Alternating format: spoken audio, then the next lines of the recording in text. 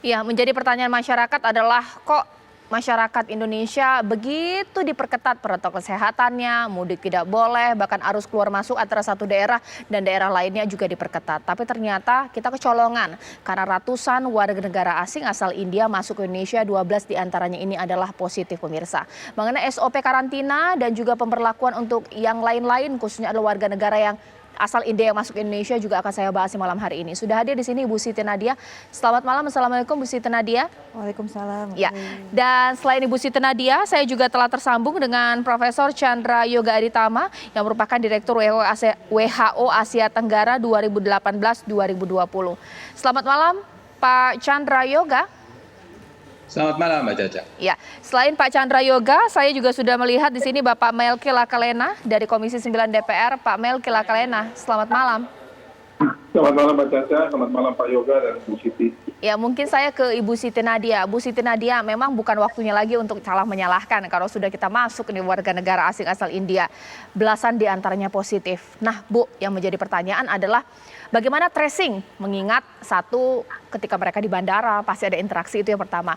Yang kedua, bagaimana proses karantina? Di satu tempat, di tengah kota, apakah memang sudah sewajarnya? Bagaimana Bu? Ya, jadi kita tahu kedatangan WNA India ini kan memang mereka mengikuti tentunya prosedur yang sudah kita tetapkan mengenai pelaku perjalanan luar negeri. Artinya pada saat datang mereka membawa hasil tes PCR negatif, tapi memang sesuai dengan tentunya aturan yang ada bahwa mereka tetap harus melakukan karantina selama minimal 5 hari kalau kemudian negatif. Jadi mereka dari bandara langsung menuju tempat karantina, tentunya tempat yang sudah ditunjuk sebagai tempat karantina, yaitu beberapa hotel yang sudah dijadikan, yang kemudian nanti mereka dilakukan pemeriksaan ulang PCR-nya. Nah, dari hasil pemeriksaan ulang kita tahu 129 WNA itu 12 yang positif. Nah, tentunya yang 12 itu langsung dirujuk ke tempat hotel isolasi. Ada 9 hotel isolasi yang ada di Jakarta ini ya. Dan kebetulan 12 orang tersebut kondisinya hampir tidak ada gejala sama sekali. Jadi memang tidak ada yang kita rujuk ke rumah sakit. Nah, sisanya itu mereka tetap terus melanjutkan karantina di hotel selama 5 hari dan nanti di hari kelima kita lakukan pemeriksaan untuk PCR-nya kembali. Nah, sementara itu untuk yang berinteraksi baik itu di bandara, kemudian juga di fasilitas hotel tempat karantina, itu juga dilakukan pelacakan kasus, khususnya kasus kontak yang dengan 12 kasus positif tadi. Oke, mungkin saya ke Pak Melki Lakalena. Pak, kalau dari DPR sendiri melihatnya seperti apa ya? Kalau mungkin karena ini beritanya sudah kemana-mana, masyarakat ya sedikit berteriak lah. Kita kok dilarang mudik, tapi yang asing ke sini masuk pakai pesawat charter, bahkan belasan diantaranya positif. Pak Melki. Iya, saya terus terang juga ada kagetnya itu ketika membaca berita bahwa Pak Doni Monardo pun juga baru tahu ketika ada pertemuan yang itu disampaikan oleh Pak Benget Saragi ke orang Kemenkes yang memang menangani urusan di KKP pelabuhan di berbagai bandara termasuk juga di Soekarno-Hatta. Jadi kekagetan Pak Doni Monardo itu mewakili kekagetan kita semua. Berarti proses masuknya WNA dari India ini kan berarti koordinasi antara Kemenlu, Dirjen Imigrasi itu atau laporan kepada Satgas itu berarti masih belum disampaikan secara cukup kuat ya.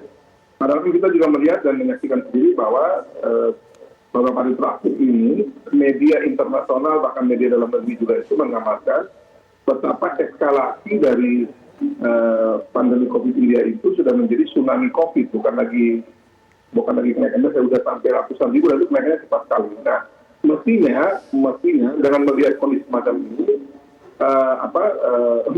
penanganan terhadap negara-negara semacam ini itu harus dapat penanganan khusus. Nah, ini yang kemarin kalau kita lihat, kita baru terkaget itu setelah itu disampaikan dalam pertemuan yang kemudian Pak Doni juga kaget, kita semua kaget, dan ini menjadi catatan ke depan bahwa untuk daerah-daerah tertentu di seluruh dunia yang memang mengalami kejadian seperti India ini, penanganannya harus super khusus. Hingga jangan sampai kita baru kaget itu setelah ada kejadian yang kayak orang pindahkan kasus dari India, pindahkan ke Indonesia. Ini harus kita hindari betul, jangan sampai kejadian kedua ini terjadi lagi. Oke, mungkin saya ke Prof. Chandra. Prof, karena per besok ya Prof ya, pengetatan itu dilakukan untuk warga negara asal India, sebenarnya sudah tepat, terlambatkah? Atau bagaimana SOP untuk negara-negara lain yang juga angka COVID-nya tinggi? Pak Chandra. Ya, yang pertama kita kalau lihat India itu harusnya kita lihat dari dua sisi. Tadi sudah disampaikan bahwa India itu pernah berhasil menurunkan. Jadi menurunkan 10 kali lipat ya. Waktu saya masih bertugas di India itu angkanya 970.000 saya ingat sehari, kemudian bisa turun, 97.000, kemudian 97.000 sehari, kemudian bisa turun jadi 9 ribuan. Jadi bisa turun 10 kali lipat. Dan kalau boleh saya koreksi sedikit ya, tadi pembukaan di awal, turun itu bukan karena vaksin itu baru mulai bulan Januari. Jadi penurunan 10 kali lipat itu terjadi karena penguatan 3M dan 3T yang maksimal. Itu poin pertama. Nah sekarang poin kedua adalah, kan pertanyaannya kenapa India kemudian naik lagi? Walaupun pertanyaannya tadi tentang negara lain, tapi bagus kita analisa sebenarnya kenapa India itu naik lagi. Walaupun belum ada bukti ilmiah yang sangat-sangat jelas begitu, tapi paling tidak ada 5 kemungkinan kenapa angka di India itu naik lagi, dan 5 ini bisa kita hindari di Indonesia supaya kita tidak mengalami hal yang sama. Yang pertama adalah memang 3M-nya menurun, 3M-nya mengendor ya. Saya berhubungan hampir setiap hari dengan teman-teman saya masih ada di India begitu. Pasar itu penuh lagi sekarang, bioskop penuh. Sebelum lockdown tentu saja kan mereka sudah lockdown seminggu ini. Kemudian tram, bus itu penuh begitu. Jadi artinya kalau kita mau balik untuk kita memang 3M harus terus dijaga, kerumunan harus dihindarkan. Itu poin pertama. Poin kedua tadi waktu di pembukaan acara ini disebut juga soal beberapa acara. Nah ini ada gambarnya sekarang. Jadi ada beberapa event besar. Ini salah satu di antara saja yang ada di gambar ini. Tapi ada beberapa event besar. Antara lain ada beberapa pilkada dan India itu saatnya mereka melakukan pernikahan itu pada bulan-bulan winter ini, Desember Januari. Dan kita tahu kalau suka nonton film Bollywood kan pernikahan India itu luar biasa meriahnya begitu ya. Sehingga interaksi orang itu banyak sekali. Dan memang kemudian ada acara keagamaan, ada Holi dan sebagainya. Artinya kalau kita balik ke Indonesia, kita mesti jaga agar event-event besar ini perlu dikendalikan. Kalau tidak bisa terjadi seperti ini lagi. Nah yang ketiga memang soal vaksin. India tuh baru sudah memvaksin 130-an juta lebih. Seakan-akan angkanya besar, tapi ingat penduduknya 1,3 miliar. Jadi sebenarnya baru sekitar 10% juga dari jumlah penduduknya, nggak terlalu jauh beda dengan Indonesia. Cuman memang mereka yang sudah divaksin merasa dirinya sudah kebal, tidak jaga protokol dan sebagainya, dan ini kembali mengingatkan kita yang sudah divaksin. Saya sudah divaksin karena sudah lansia, Mbak Caca sudah divaksin karena wartawan, Pak Amerika juga mungkin sudah divaksin karena anggota dewan, saya nggak tahu Dr. Nadia, tapi semua orang yang sudah divaksin harus tetap menjaga kesehatan, itu poin yang penting. Yang keempat, kita bisa analisa juga bahwa jumlah tesnya turun.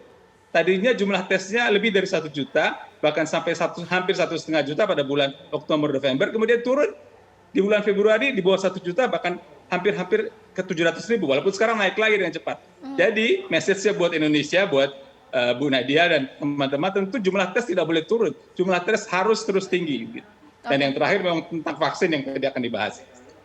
Baik, nanti tentang mutasi bukan tentang. Ya, sesaat lagi saya tanya kepada Pak Melki. Ya, memang kita harus melakukan refleksi diri ya, mengingat kalau tidak salah India begitu tinggi lonjakan kasus COVID-nya 200.000 mulai dari 15 April. Kenapa kemudian 10 hari kemudian baru sekarang kita pengetatan? Apakah ada memprediksi kurang cepat ini langkah untuk menutup pintu akses masuk dari India, pemirsa, yang dilakukan oleh pemerintah Indonesia ini untuk berkaca untuk negara-negara lainnya jika ada penambahan atau lonjakan yang tinggi. Usai jeda berikut.